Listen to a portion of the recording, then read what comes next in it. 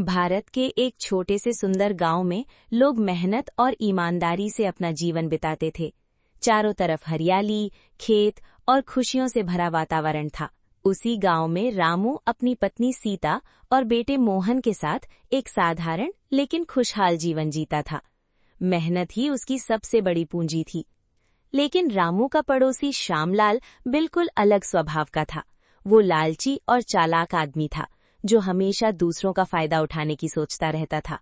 गांव के किसान दिन रात मेहनत करके अपनी फसल उगाते थे और रामू भी पूरे मन से खेतों में काम करता था। एक दिन अचानक तेज बारिश और तूफान ने पूरे गांव की फसल बर्बाद कर दी। किसान दुखी हो गए और चारों तरफ चिंता फैल गई। फसल खराब होने के बाद भी रामू ने हिम्मत नहीं हारी। उसे विश्वास था कि मेहनत और ईमानदारी का फल एक दिन जरूर मिलेगा। इसी बीच श्यामलाल ने चालाकी से किसानों की जमीन के कागज बदल दिए। वो दूसरों की जमीन हड़पकर अमीर बनना चाहता था। जब किसानों को अपने कागज गायब मिले तो पूरे गांव में हड़कंप मच गया। सभी लोग बहुत परेशान हो गए।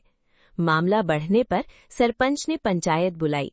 गांव के सभी लोग इकट्ठा हुए और सच जानने की कोशिश करने लगे। पंचायत में रामू ने देखा कि श्यामलाल बहुत घबराया हुआ था। उसके चेहरे पर डर साफ दिखाई दे रहा था। उस रात श्यामलाल अपने घर में बैठकर नकली कागज देख रहा था।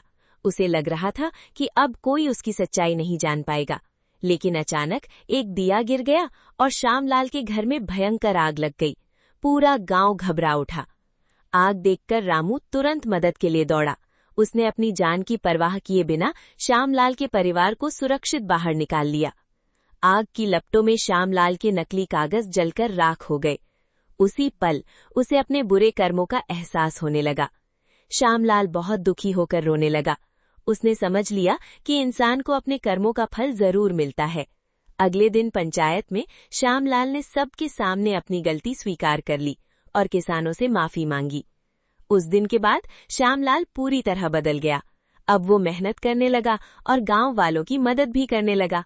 शाम के समय रामू ने अपने बेटे मोहन को समझाया, बेटा हमेशा याद रखना, जैसी करनी वैसी भरनी।